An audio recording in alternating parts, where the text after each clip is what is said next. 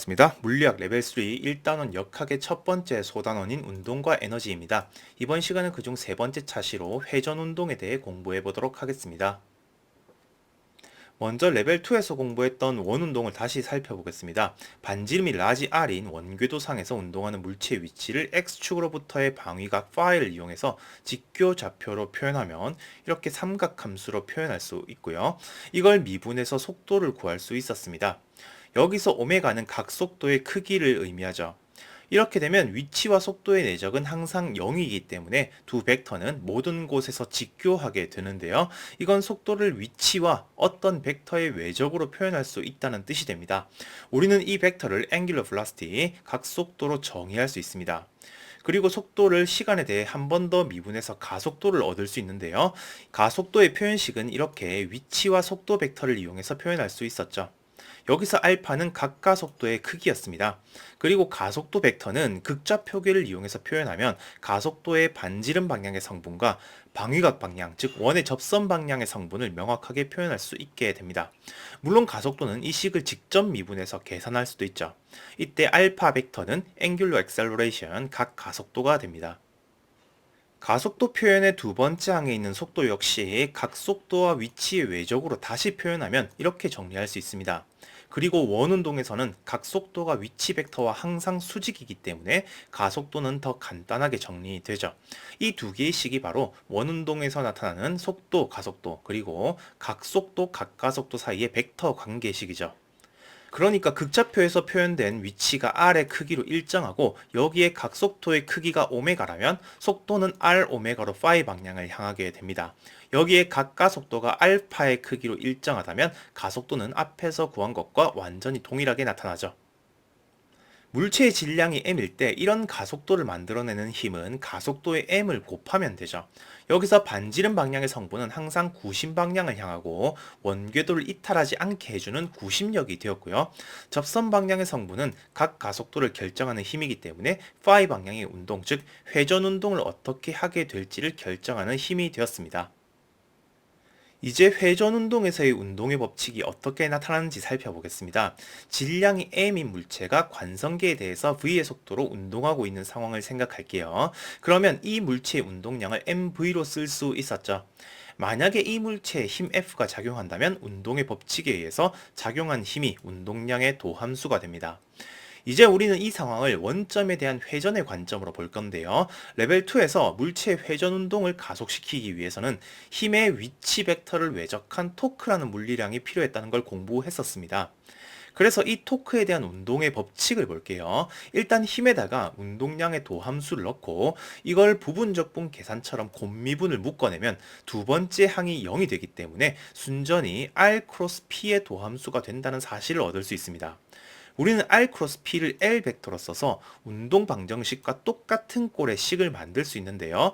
토크가 회전에서 힘의 역할을 한다면 L 벡터는 회전에서의 운동량 역할을 하게 됩니다. 그래서 우리는 이 L 벡터를 앵귤러 모멘텀, 각 운동량이라 부르죠. 토크의 차원이 각도분의 에너지 차원이기 때문에 각 운동량의 차원은 여기에서 시간을 곱한 차원이 됩니다.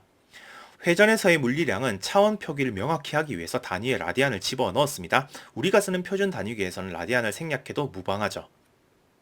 각 운동량은 회전 물리량만으로도 표현이 가능한데요. 일단 속도를 위치 벡터와 나란한 방향의 벡터와 수직인 방향의 벡터로 분해하겠습니다. 그러면 각 운동량을 이렇게 쓸 수 있는데요.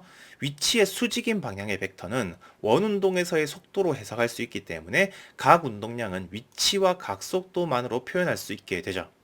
벡터 항등식을 적용해서 이렇게 쓸 수도 있고요. 만약에 이 운동이 원 운동이라면 각 속도와 위치가 수직하기 때문에 각 운동량은 각 속도의 mr 제곱배로 표현할 수 있게 됩니다. 토크도 회전 물리량으로 표현해보기 위해서 가속도를 구해보겠습니다. 속도를 분해한 항 중에서 위치의 수직인 방향의 벡터 미분은 이런 식으로 표현할 수 있는데요.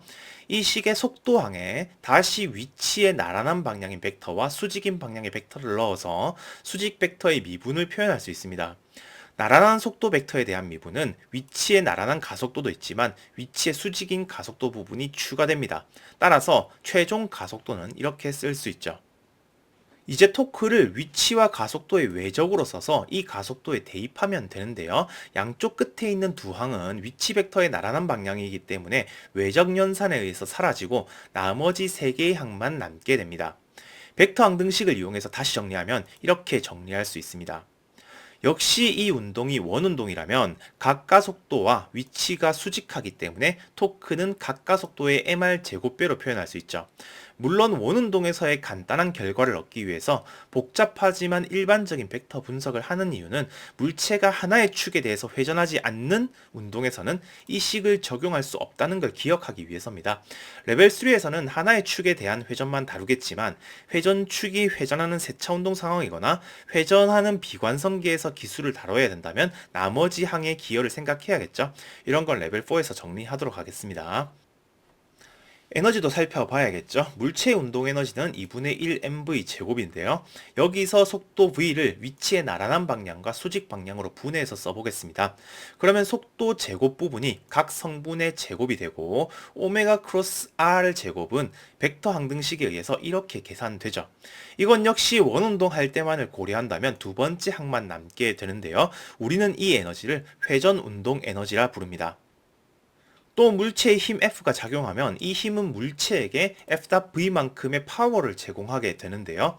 여기서도 속도를 위치의 나란한 방향과 수직 방향으로 분해해서 표현해보면 나란한 벡터는 그대로 내적하고 수직 벡터는 스칼라 3중곱의 순서를 바꿀 수 있기 때문에 두 번째 항을 토크와 각속도의 내적으로 쓸 수 있게 됩니다. 역시 원운동이라면 두 번째 항만 유효하기 때문에 회전에서의 일률이 토크와 각속도의 내적이 됨을 알 수 있죠. 즉 원운동에서의 운동에너지와 각운동량 그리고 토크는 각속도와 각가속도를 이용해서 이렇게 표현할 수 있는데요. 이 형태는 에너지와 운동량 그리고 힘 표현식과 비슷합니다. 여기서의 변수를 회전에서 사용되는 물리량과 대응시켜보면 속도는 각속도, 운동량은 각운동량, 그리고 가속도는 각가속도, 힘은 토크가 됩니다. 그리고 질량에 대응되는 물리량은 질량 m의 반지름 r의 제곱이 붙은 형태인데요. 우리는 이 물리량을 보통 I로 표현하고 회전에서의 관성의 역할을 하기 때문에 회전 관성 혹은 관성 모멘트라 부릅니다. 이제 뉴턴의 운동 법칙을 회전 운동의 관점에서 기술해 보겠습니다. 먼저 두 물체 알파 베타가 있고 물체 사이에는 힘이 작용할 수 있습니다. 힘은 운동 3법칙을 만족하는 방식으로 작용하기 때문에 두 물체 사이의 힘만으로는 두 물체의 운동량이 합이 변할 수 없죠. 이걸 회전의 관점으로 보기 위해서는 원점을 정하고 각 물체의 위치 벡터를 정의해서 토크의 합을 써보겠습니다. 그리고 3법칙을 이용해서 가장 오른쪽에 있는 힘을 반작용 힘으로 바꾸면 이렇게 정리할 수 있죠. 여기서 R 알파 베타는 두 물체의 상대 위치인데요. 만약에 두 물체 사이에 작용하는 힘의 방향이 서로를 지나는 직선상에 있다면 운동 3법칙에 의해서 두 물체에 작용하는 토크의 합도 0이 됩니다. 이렇게 되면 앞에서 얻었던 회전 운동에서의 이 법칙, 각 운동량의 합도 변하지 않게 되는 거죠. 이렇게 상호작용하는 힘이 서로를 향하는 방향으로 작용하는 힘을 Central Force, 중심력이라 부르는데요.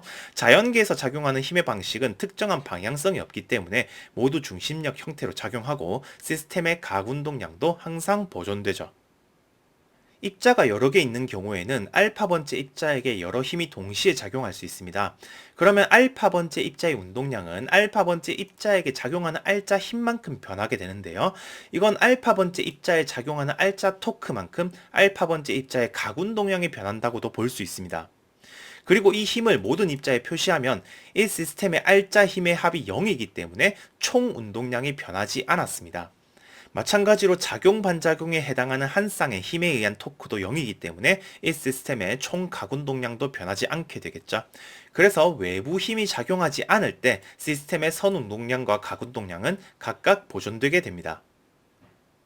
질량이 m인 물체가 공간에서 등속도 운동하는 상황으로 연습해 보겠습니다. 물체의 속도 방향을 y축으로 잡고 위치의 x성분은 x0가 되도록 좌표를 잡겠습니다. 물체에 작용하는 힘이 0이어야 물체의 운동량 변화가 없고 운동량은 y축 방향으로 mv의 크기를 유지할 수 있겠죠. 이 상황을 회전의 관점에서 기술해 보겠습니다. 지금 잡은 좌표계에서 보는 토크나 각운동량을 기술하려면 물체의 위치 벡터를 먼저 찾아야 하는데요. 처음에 X축 위에서 출발했다는 초기 조건을 적용해서 이렇게 기술을 하겠습니다. 그러면 토크 역시 0이 되기 때문에 각운동량도 변하지 않아야 하고 각운동량은 mvx0로 시간에 대해 일정하게 나타나죠. 이제 각속도랑 각가속도를 기술해 볼게요. 각속도는 속도 벡터 중에서 반지름 방향의 수직인 벡터를 뽑아서 이렇게 정의했었는데요. 속도 벡터와 위치 벡터가 모두 xy 평면에 계속 놓여 있기 때문에 각속도는 지축을 향하는 벡터로 둘 수 있습니다. 이걸로 위치 벡터와 외적하면 수직한 방향의 속도 벡터를 얻을 수 있는데요. 물체가 존재하는 방위각을 파이라고 했을 때 코사인 파이가 전체 속도와 수직 방향의 속도의 크기 비가 되기 때문에 이 식을 정리해서 각속도를 구할 수 있습니다. 이걸 미분하면 각 가속도도 구할 수 있죠. 결과의 타당성을 확인해 보겠습니다. 먼저 각운동량은 각속도의 mr 제곱배가 됩니다. 이건 원운동이 아니지만 각속도와 위치가 수직이기만 하면 성립하기 때문에 여기서도 문제없이 성립되는 거죠. 그리고 토크는 분명히 0이었기 때문에 각가속도와 비례하지 않습니다. 이건 각가속도가 위치와 수직인 건 맞지만 속도의 위치와 나란한 방향의 벡터가 있기 때문에 이 항이 포함되어야 하죠. 그래서 직접 위치 벡터와 위치의 나란한 속도를 내적한 값을 계산해 보면 토크가 0이 됨을 확인할 수 있습니다. 회전 운동을 다룰 때는 레벨 2에서도 공부했던 극좌표를 사용하는 게 수학적으로 상당히 편리합니다. 극좌표는 직교 좌표랑 이런 변환 관계를 가지고 있었죠. 이걸 이용해서 위치 벡터를 다시 표현하면 반지름 성분만으로 표현할 수 있고 속도 벡터를 다시 표현하면 반지름 성분과 방위각 성분으로 쓸 수 있죠. 그러면 위치의 나란한 방향과 수직 방향의 속도는 각각 반지름 방향과 방위각 벡터로 분리할 수 있게 됩니다. 이 결과를 이용해서 각속도를 구해보면 앞에서 구한 결과와 동일한 결과를 얻게 되죠. 물론 각속도는 이 관계식을 직접 미분해서 얻을 수도 있습니다. 다양한 수학을 활용해서 똑같은 결과를 얻는 연습을 많이 하는 게 좋죠. 이번에는 질량이 m인 물체가 속도 v로 등속 원운동하는 상황을 연습하겠습니다. 등속 원운동하기 위해서는 물체 구심력만큼의 힘만 있어야 하죠. 여기서는 극좌표기를 바로 사용하겠습니다. 그러면 물체의 운동량은 방위각 성분만 존재하게 되는데요. 이걸 운동방정식에 그대로 대입해보면 정확히 구심력을 얻을 수 있습니다. 레벨 3에서부터는 좌표계의 미분도 사용할 거기 때문에 좌표계에 대한 수학적 성질 역시 이번 소단원의 마지막 차시에서 자세히 다루도록 하겠습니다. 극좌표계에서 위치와 속도의 표현을 이용하면 각속도도 간단히 구할 수 있죠. 그리고 미소 변이가 r dφ이기 때문에 각속도는 정확히 각도의 시간 변화량이라는 것도 확인할 수 있습니다. 작용하는 힘이 만드는 원점에 대한 토크는 0이기 때문에 각운동량의 변화는 없어야 하는데요. 직접 각운동량을 계산해봐도 지축을 향하는 상수 벡터가 되죠. 이 결과는 정확히 각속도의 mr 제곱을 곱한 값이 되고요. 이제 레벨 2에서 다뤘던 진자 운동을 정확히 계산해 보겠습니다. 질량이 m인 물체가 길이가 l인 실에 연결되어 있고 중력과 장력에 의해서 반지름이 l인 원궤도 위에서 진자 운동을 하는 상황입니다. 좌표계는 아래쪽이 x축인 직교 좌표계를 기준으로 방위각 파이에 의존하는 극좌표계를 잡겠습니다. 그러면 물체에 작용하는 힘, 중력과 장력의 합력을 이렇게 쓸 수 있죠. 여기서 장력이 작용하는 방식까지는 레벨 2에서 모두 계산했었습니다. 이 결과는 단진자의 반지름 위치가 L을 벗어나지 않는다는 구속 조건을 이용하면 어렵지 않게 구할 수 있었죠. 여기서는 물체의 위치를 극좌표로 표현해서 물체에 작용하는 토크에 대한 회전 방정식을 풀겠습니다. 이 운동이 원궤적을 벗어나지 않기 때문에 토크는 각 가속도의 ml 제곱을 곱하는 것으로 표현할 수 있죠. 그리고 각 가속도는 방위각 파이의 이계 도함수기 때문에 우리는 파이에 대한 2차 미분 방정식을 얻을 수 있습니다. 레벨 2에서는 이 비선형 미분 방정식을 직접 풀진 못했고 충분히 작은 각에서의 근사를 이용해서 조화 진동의 결과를 얻은 적이 있었습니다. 이 미분방정식을 세우는 건 물리학의 중요한 사고 능력이지만 이걸 수학적으로 푸는 건 좀 다른 문제죠. 그래도 한 번은 풀어봐야 하는 문제라서 지금부터는 재미로 보시면 됩니다. 미분방정식을 이대로는 좀 어렵고 에너지 개념을 써서 적분의 단계를 한번 줄일게요. 그래서 양변의 변이 d 파이를 곱해서 에너지 보존식의 형태로 바꾸겠습니다. 먼저 초기 조건을 한번 적용하기 위해서 진동의 각진폭 파이 제로를 정의할게요. 단진자는 정확히 이 지점에 오면 정지하게 되는 거죠. 이 초기 조건을 이용해서 오메가와 파이 사이의 관계를 정할 수 있습니다. 오메가는 파이의 시간 미분이기 때문에 이제 한 번의 적분만 수행하면 되는데요. 변수 분리하기 위해서 코사인 함수를 적당히 변형하겠습니다. 그리고 이 부분은 어차피 상수기 때문에 편의상 k로 두고 변수 분리를 해볼게요. 마지막으로 k분의 sin 2분의 파이를 sin psi로 한 번 더 치환해서 정리하면 완전히 타원적분의 형태를 갖추게 되죠. 여기서 치환된 psi는 단진자가 최하점에 있을 때는 0이고 각진폭 위치에 있을 때는 2분의 파이가 되는 변수입니다. 이제 식의 양변을 적분하면 우변은 제1총 타원 적분이 나오는데요. 여기서 부호는 방위각 파이가 줄어드는 음수를 택했습니다. 그리고 이 진자의 주기를 라지 t라 두면 4분의 1 주기가 되었을 때 진자가 최하점에 오기 때문에 불완전 타원적 분항이 사라지고 이렇게 쓸 수 있게 되죠. 장력에서 라지 t를 이미 썼지만 일단 지금은 장력과 헷갈릴 일 없고 주기에서 많이 쓰는 문자이기 때문에 그냥 이대로 쓰겠습니다. 그러면 남아있는 제1종 완전 타원적분은 르장드르 다항식을 적용해서 무한급수로 나타낼 수 있습니다. 이런 특수함수들은 레벨 3에서 많이 사용할 거라서 수학적인 기교들을 모아서 따로 영상을 만들겠습니다. 르장드르 다항식은 정정기약 소단원의 마지막에서 다룰 겁니다. 작은 진동에서 근사 계산했던 진동의 주기는 2파이 루트 g분의 l이었습니다. 이걸 t0로 잡고 주기를 급수 형태로 쓰면 이렇게 됩니다. 이게 근사 계산하지 않은 단진자의 주기가 되죠. 진폭이 작은 진동이라는 근사는 k가 작은 근사기 때문에 주기는 t0, 즉 2파이 루트 g분의 l이 되는 거죠. 이제 주기 t가 계산되었으니까 이걸 제1종 완전 타원 적분에 대입하고 불완전 타원 적분은 야코비 타원 함수의 역함수로 바꾸겠습니다. 그러면 psi가 야코비 타원 함수로 표현되고 각변이 phi에 관한 운동 방정식의 결과를 이렇게 쓸 수 있게 되죠. 물론 이 과정은 진자가 최하점까지 내려오는 마이너스 보호로 계산한 거라서 시간이 4분의 1주기 아닐 때만 허용되는 해입니다. 물론 이 이유는 그래프의 대칭 이동만 하면 되기 때문에 전부 구한 거나 다름없죠. 정리하겠습니다. 물체의 속도는 위치 벡터의 나란한 벡터와 수직한 벡터로 분해할 수 있었고 수직한 방향의 속도는 각속도와 위치의 외적으로 표현할 수 있었습니다. 이 관계를 이용해서 운동량의 회전에 대한 물리량은 각운동량, 운동 1, 2법칙에서 사용되는 힘과 운동량의 관계는 토크와 각운동량의 관계, 그리고 운동 에너지의 회전에 대한 물리량은 회전 운동 에너지라는 걸 유도할 수 있었고요. 모든 속도와 가속도가 회전에서는 각속도와 각가속도에 대응되면서 회전에 대한 관성은 질량의 회전팔의 제곱을 곱한 양이라는 걸 얻을 수 있었습니다.